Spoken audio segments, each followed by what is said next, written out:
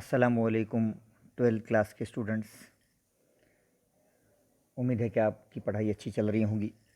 हम आपके online class teacher Mohammad रहबर sir आपको पर्शियन की पेज नंबर 62 पर पहली गज़ल लेकर आए हैं। हाफिज़ शिराज़ी की गज़लियात का सेक्शन आज हम शुरू कर रहे हैं। बच्चों, गज़ल क्वेश्चन नंबर 2 के बी में आएगी 6 मार्क की।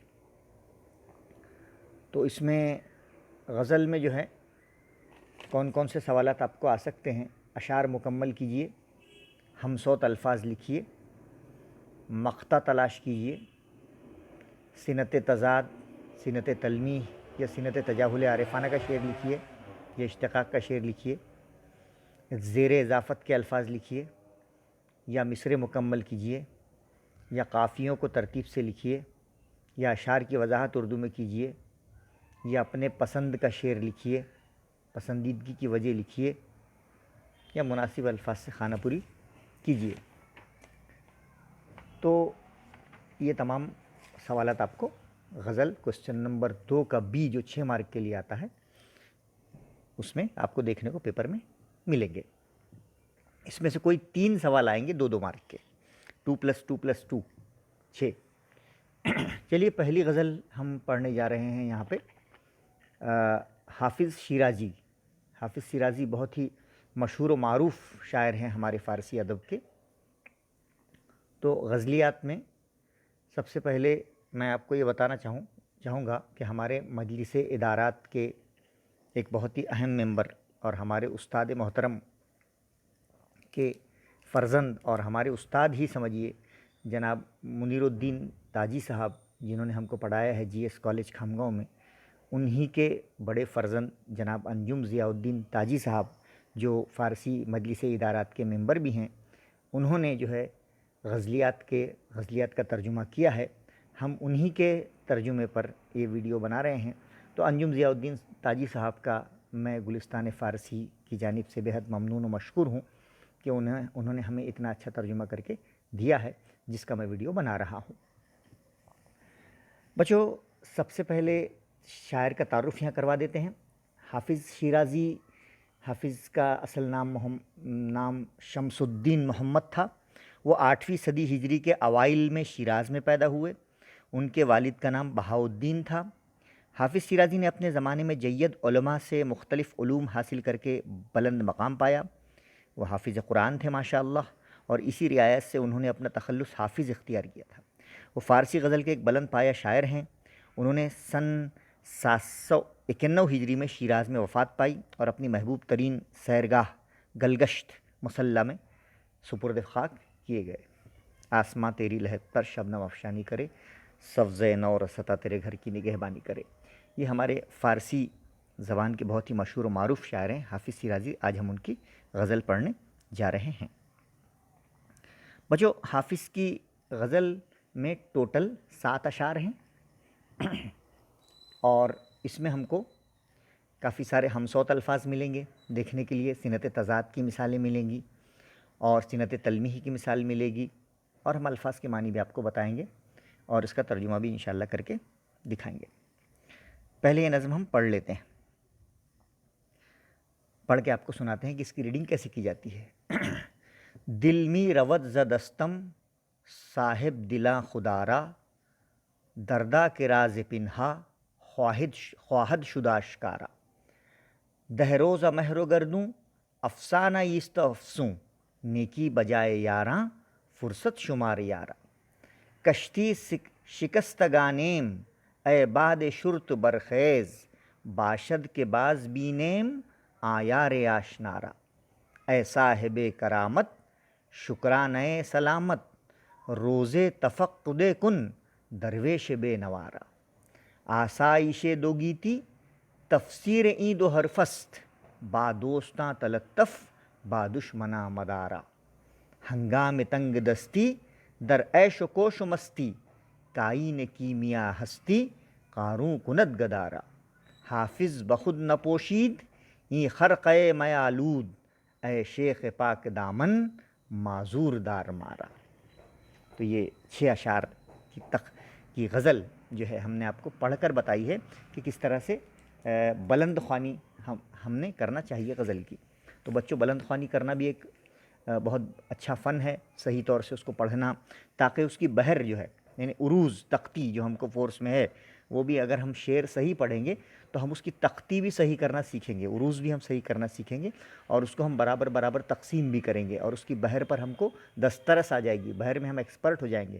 کیونکہ شاعری کا تقاضا یہ ہے کہ ہم اس کو صحیح پڑھیں، صحیح سمجھیں، اور جب انسان صحیح پڑھے گا تو ظاہر سی بات ہے وہ علم عروض سے واقف ہو جائے گا، اور جب علم عروض سے واقف ہو جائے گا تو پھر وہ شاعری کرے گا بھی تو صحیح کرے گا، اور سنے گا بھی تو صحیح سنے گا. چلیے دیکھتے ہیں پہلا شعر. دل می رود ز دستم صاحب دلاں خدارا، دردا کے راز پنہا خواہد شد آشکارا. یہاں پہ شیخ سعدی کہتے ہیں اے دل والو، خدا کے لیے میرے ہاتھ سے میرا دل نکلا جاتا ہے. دل می میرا رود نکلا جاتا ہے، زدستم دست یعنی ہاتھ، زدستم میرے ہاتھ سے، صاحب دلاں اے دل والو، خدارا خدا کے لیے، اے دل والو خدا کے لیے دیکھو کہ میرا دل میرے ہاتھ سے نکلا جا رہا ہے اور اس کا مجھے افسوس ہے. دردا یعنی افسوس، ہاں، کہ راز پنہا، کہ جو راز اس میں پنہا تھے، چھپے ہوئے تھے، خواہد شد آشکارا، اب وہ کھل جائیں گے. آشکار، پنہا چھپا ہوا اور آشکار کھل جانا ہے نا. یعنی پنہا کہتے ہیں کسی پوشیدہ کو، ہے نا، اور آشکار کہیں گے ہم کسی چیز کے کھل جانے کو. تو پوشیدہ ہونا اور آشکار ہونا، پنہا اور آشکار ایک دوسرے کے کیا ہیں؟ اپوزٹ ہیں، الٹ ہیں. اس لیے یہ شعر صنعت تضاد میں ہے کہ اے دل والو، خدا کے لیے میرا دل میرے ہاتھ سے نکلا جا رہا ہے.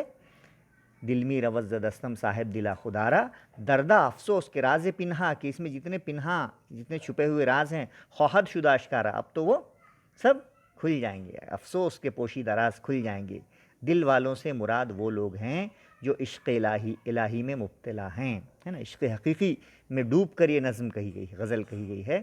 شاعر کہتا ہے کہ دل والوں سے مراد وہ لوگ ہیں جو عشق الہی میں مبتلا ہیں. شاعر ان سے مدد کے لیے درخواست کر رہا ہے، اسے اس بات کا ڈر ہے کہ عشق کا راز نہ کھل جائے. ٹھیک ہے. دوسرا، دہ روزہ مہر و گردوں افسانہ ایست و افسوں. ہاں، یہاں پہ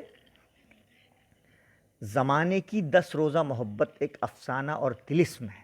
دہ یعنی 10، روزہ، مہر یعنی محبت، گردوں یعنی فلک، فلک یعنی یہاں پہ زمانہ، ہے نا. اکثر جو ہے شاعر زمانے کے لیے کا استعمال کرتے ہیں؟ فلک کا، آسمان کا. افسانہ ایست و افسوں، افسانہ اور طلسم ہے.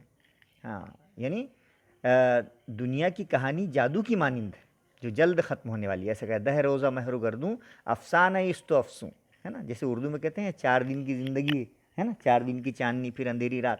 تو یہاں پہ کہا گیا ہے دہ روزہ مہر و گردوں افسانہ ایست و افسوں، کہ یہ دنیا کی جو زمانے کی 10 روزہ جو محبت ہے، یہ ایک ٹیمپرری چیز ہے، ایک پائیدار نہیں ہے، ایک ناپائیدار ہے، افسانہ ہے، طلسم ہے جو ختم ہونے والی ہے. نیکی بجائے یاراں فرصت شمار یاراں. ہاں، یعنی اے دوست، دوستوں کے ساتھ بھلائی کو غنیمت سمجھ، ہے نا. ہاں، جو نیکی ہے، یہ بھلائی اس کو غنیمت سمجھنا چاہیے. نیکی بجائے یاراں فرصت شمار یاراں، کہ دوستوں کے ساتھ بھلائی کو غنیمت سمجھ، یعنی دنیا جو ہے جادو کی مانند ہے جو دخلت ہونے والی ہے، اس لیے نیکی کے موقع کو غنیمت سمجھ اور دوستوں کے ساتھ فرصت اور خیر خواہی کا رویہ اختیار کر. ہاں، یہ یہاں پہ کہا گیا ہے، یاروں اور دوستوں کے ساتھ خیر خواہی کا معاملہ کر اور موقع کو غنیمت سمجھ، کیونکہ دنیا جلد ہی ختم ہونے والی ہے اور یہاں کی زندگی جو ہے، یہاں کی محبتیں ایک افسانہ اور ایک طلسم ہے، جھوٹا ہے سب، ہے نا. اور عشق حقیقی جو ہے وہ خدا سے ہی ہے. تیسرا شعر ہے کشتی شکستگانیم. ہاں، شکستگانیم یعنی ٹوٹ جانا، کشتی ٹوٹی ہوئی ہے. اے باد شرط برخیز. باد شرط کہتے ہیں موافق ہوا کو، فیوریبل ویٹ، ہے نا، جو ہمارے فیور کی ہوتی ہے. ہاں، اور ایک ہوتی ہے باد مخالف، ہے نا. ہاں، تو باد مخالف کا اپوزٹ کیا ہے؟ باد شرط. تو باد شرط کا کی مثال ہے؟ زیر اضافت کی، ہے نا. باد شرط کا کی مثال ہے؟ زیر اضافت کی. کشتی شکستگانیم اے باد شرط برخیز. ہماری کشتی ٹوٹی ہوئی ہے نا. اے موافق ہوا تو برخیز چل، ہماری کشتی ٹوٹی ہوئی ہے، اس لیے اب شاعر موافق ہوا کو کیا کہہ رہے ہیں، کم سے کم تو چل، تجھ سے تو کشتی چلے گی، باشد شاید کہ بعض دوبارہ بینیم ہم دیکھ لیں، یار ہمارے اس دوست کو، آشنارا جو ہمارا شناسہ ہے، شاید اس شناسہ یار کو ہم پھر سے دیکھ لیں، ہماری کشتی ٹوٹی ہوئی ہے، اس لیے اے موافق ہوا کم سے کم تو چل، شاید ہم اس یار کو پھر سے دیکھ سکیں، یعنی ہمارا کوئی سہارا اور ذریعہ باقی نہیں رہا ہے اب یار سے ملنے کے لیے، موافق ہوا یعنی تقدیر کا ہی سہارا باقی ہے، یہاں بعد شروط کا مطلب تقدیر کا سہارا ہی باقی ہے، اگر قسمت موافق ہوئی تو ہی ہم اس دوست کو جس سے ہم واقف ہے دیکھ سکیں گے، ورنہ ہم دیکھ نہیں سکیں گے۔ چوتھا شعر ہے، اے صاحب کرامت، زیر اضافت شکرانہ سلامت، روز تفقد کن درویش بے نوارہ، تفقد کہتے ہیں ہمدردی کو، سمپتھی کو، کمپیشن کو، اور بے نوا کہتے ہیں مجبور کو۔ ہاں، اے صاحب کرامت، اے کرامت والے، شکرانہ سلامت، سلامتی کے شکرانے میں، سلامتی کے شکرانے میں، روزے کسی دن، تفقد کن، ہاں درویش بے نوارہ، ہم بے سر و سامان درویش ہیں، فقیر ہیں، ہے نا، کسی دن ہمارے بارے میں بھی پوچھ، ہمارے بارے میں بھی کچھ ہمدردی کا اظہار کر، یعنی تجھے بزرگی اور مرتبہ حاصل ہوا ہے اے کرامت والے، اس کے شکرانے میں کسی دن ہم جیسے درویشوں کی بھی احوال پرسی کر لیا کر۔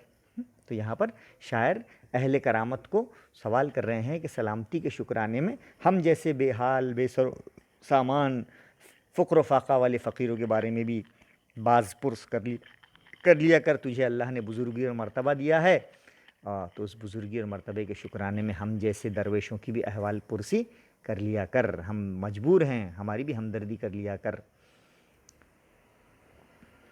پانچواں شعر ہے، آسائش دو گیتی تفسیر این دو حرفست، ہاں دونوں جہاں کی راحت، دو گیتی یعنی دونوں جہاں کی، ہاں آسائش یعنی راحت و آرام، تفسیر کہتے ہیں توضیح، وضاحت، ایکسپلینیشن کو، این دو حرفست دونوں جہاں کی راحت، ان دو حروف کی تفسیر ہے، کون سے دو حرف ہیں وہ، دوست اور دشمن، ہاں کہ با دوستان تلطف، دوستوں کے ساتھ تلطف کر، مہربانی کر، اور با دشمنا مدارا، اور دشمنوں کے ساتھ احتیاط کر، ہے نا، دشمنوں کے ساتھ کیا کر، احتیاط کر، دونوں جہاں کی راحت ان دو حروف کی تفسیر میں ہے۔ شاعر کہتا ہے کہ دوستوں کے ساتھ مہربانی کر اور دشمنوں کے ساتھ رواداری کر، یعنی اگر دونوں عالموں میں تو دنیا اور آخرت میں اطمینان چاہتا ہے تو دوستوں کے ساتھ حسن و سلوک کر اور دشمنوں کے ساتھ بھی بھلائی سے پیش آ، تاکہ تجھے دنیا اور آخرت دونوں کی کامیابی نصیب ہو۔ تو دوست اور دشمن ایک دوسرے کے کیا ہیں،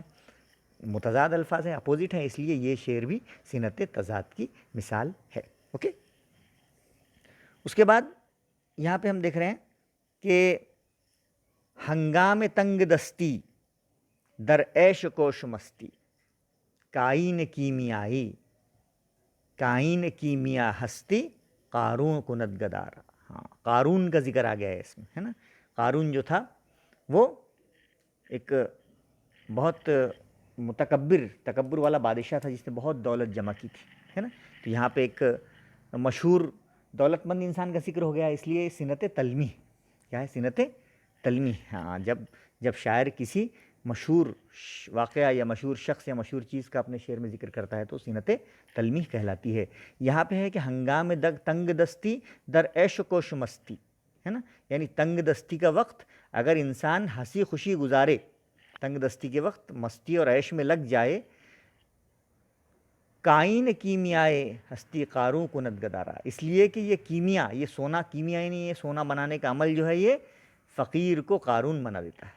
مطلب یہ ہے کہ تنگ دستی کا وقت اگر انسان ہنسی خوشی گزار دے تو وہ دل کا قارون بن جاتا ہے۔ مراد یہ ہے کہ چھوٹی چھوٹی چیزوں میں اگر انسان خوشی ڈھونڈے اور تنگ دستی کے وقت وہ ایک اچھا اپنے اندر ایک اچھا جذبہ پیدا کرے اور ہنسی خوشی، تنگ دستی کو ہنسی خوشی جھیل لے، تو وہ بھی گویا اپنے دل کا کیا ہے، قارون ہے، ایسا کہا گیا ہے۔ حافظ بخود نپوشید این خرقہ میں آلود، خرقہ کہتے ہیں پوشاک کو، ہے نا، ڈریس کو، حافظ نے یہ شراب میں آلود کہتے ہیں شراب میں تر، اور خرقہ کہتے ہیں پوشاک کو۔ حافظ نے یہ شراب میں تر لباس خود نہیں پہنا ہے، نپوشدن نہیں پہنا ہے، بخود حافظ نے خود ہو کر یہ شراب میں تر لباس خود ہو کر نہیں پہنا ہے۔ اے شیخ پاک دامن معذور دار مارا، اے پاک دامن شیخ ہمیں معذور سمجھ، یعنی حافظ کے جو حالات ہیں وہ خدا کے مقرر کیے ہوئے ہیں، تقدیر کے مطابق حافظ جی رہا ہے، اس لیے حافظ کو تو معذور سمجھ۔ حافظ جو ہے اپنی، وہ کہتے ہیں نا تر دامنی پہ شیخ ہماری نہ جائیو، دامن نچوڑ دیں تو فرشتے وضو کریں، ہے نا، ایسا یہاں پر ہے کہ حافظ کہہ رہے ہیں وائز سے کہ اے وائز تو میرے شراب میں تر لباس کو مت دیکھ، ہے نا، ہاں تو یہ تو خدا کا مقرر کیا ہوا تقدیر کے مطابق میں یہ لباس پہن رہا ہوں، جو حالات مجھ پر آ رہے ہیں ان حالات پر تو زیادہ غور مت کر، یہ حالات اللہ کی طرف سے ڈالے ہوئے ہیں، یہ میرا معاملہ ہے اور اللہ کا معاملہ ہے، اس لیے تو مجھے اس معاملے میں معذور سمجھ۔ تو اس طرح سے بچوں ہم نے یہاں پر 7 اشعار کی آپ کو جو ہے غزل کا ترجمہ اور وہ کر کے بتائے ہیں۔ امید ہے کہ آپ کو یہ چیزیں سمجھ میں آئی ہوگی۔ اب آپ چلیے ہم چلتے ہیں آپ کو لے کر اس غزل کی ایکسرسائز، ہم تمرین کریں گے۔ درج ذیل اشعار مکمل کیجئے، ہے نا۔ کیا ہے؟ دو روزہ مہر گردوں افسانہ ایست و افزوں، نیکی بجائے یاراں فرصت شمار یارا، ہے نا۔ ہاں دوسرا کیا ہے؟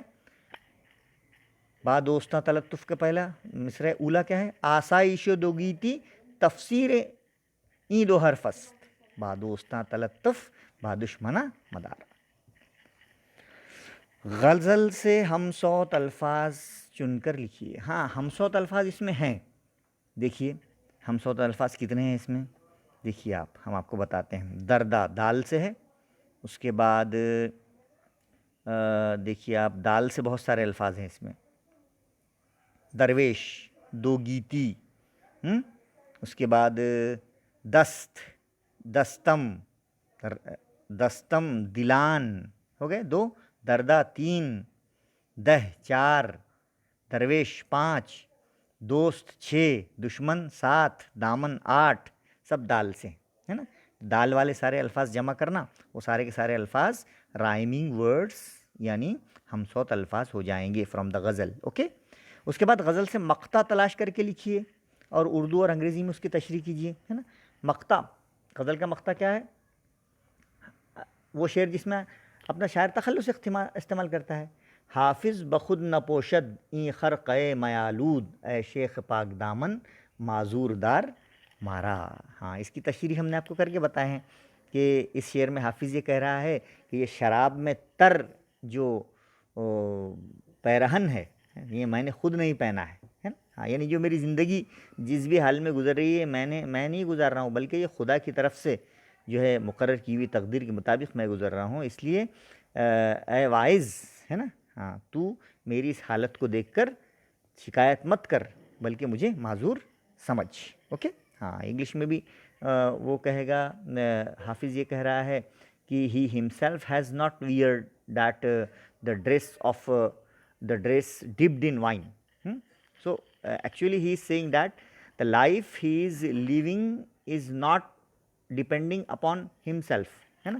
he is living a life according to the will of God. The circumstances he is suffering is from God, not from himself. کہ جن حالات سے وہ گزر رہا ہے it is predestined، یہ خدا کی طرف سے ہیں، and it is and he himself is solely not responsible for that circumstances، کہ ان حالات کے لیے وہ پوری طرح سے خود جو ہے ذمہ دار نہیں ہے۔